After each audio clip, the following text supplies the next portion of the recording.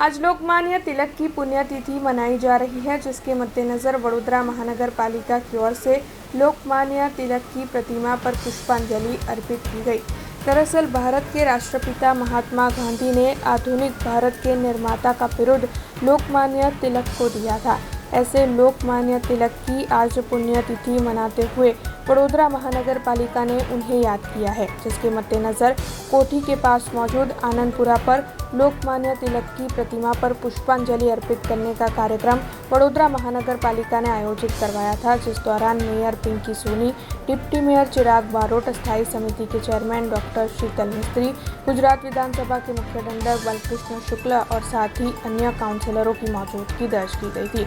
उपस्थित सभी की ओर से लोकमान्य तिलक की प्रतिमा पर पुष्पांजलि अर्पित करते हुए उन्हें नमन किया गया था। वडोदरा महानगर पालिका की परंपरा के मुताबिक बैंड बाजे के साथ लोकमान्य तिलक को पुष्पांजलि अर्पित की गई थी। स्वराज्य मारो जन्मसिद्ध हक छे अने ते हूँ मेळवीने जंपीश।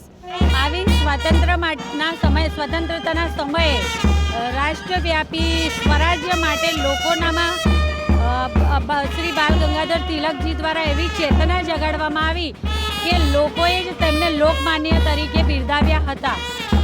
એમના જન્મ સમયનું નામ તો કેશવ હતું, પરંતુ એ સમયમાં પુત્રને નામથી નહીં બોલાવવાની પ્રથાને કારણે એમના માતા દ્વારા તેમને બાળ કહીને બોલાવાતા, જે આગળ જતાં તેમનું નામ બની ગયું।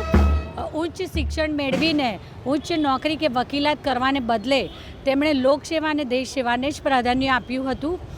ડૉક્ટર એની બેસનના સહયોગથી તેમણે હોમ રૂલ લીગની સ્થાપના કરી હતી અને લોકોમાં ભારતની સંસ્કૃતિ, ભારતના ધર્મને પ્રાધાન્ય આપતા તેમના દ્વારા ગણેશોત્સવ અને શિવાજી જયંતી જેવા ઉત્સવો જાહેરમાં ઉજવવાની પહેલ કરવામાં આવી હતી।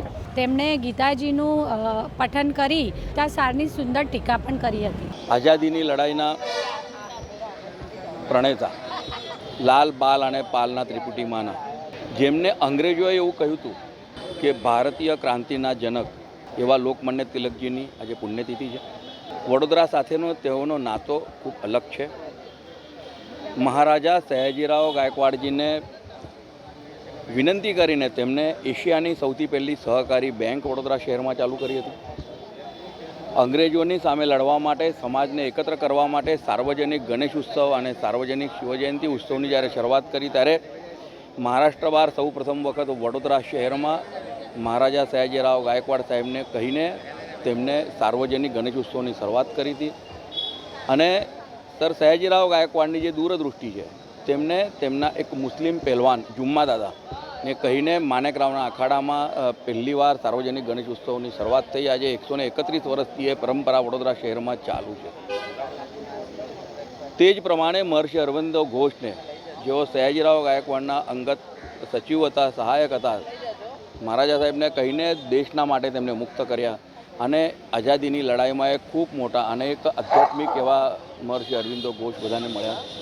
લોકમાન્ય તિલકજી એક એવું વ્યક્તિત્વ હતું જેઓ રાજકારણમાં હતા, પરંતુ તેઓ એક શ્રેષ્ઠ પત્રકાર હતા, તેઓ એક ગણિતજ્ઞ હતા, એક ખગોળતજ્ઞ હતા અને દેશ દાજ તેમનામાં એટલી હતી કે જ્યારે મંડાલેના તુરુંગમાં તેમને મૂકવામાં આવ્યું ત્યારે ગીતા પરનું આજ દિન સુધીનું સૌથી સારું જેમને ટીકા લખેલી છે, ગીતા રસ છે, જેને કે કર્મયોગ પર જેમને લખેલું છે, એના ઉપર હવે લોકો પીએચડી કરે છે એવા એક વિદ્વાન પુરુષનું જેમનું વડોદરા સાથેનો એક નાતો છે, તેને શ્રદ્ધાંજલિ આપવા માટે અમે બધા ઉપસ્થિત થયા હતા।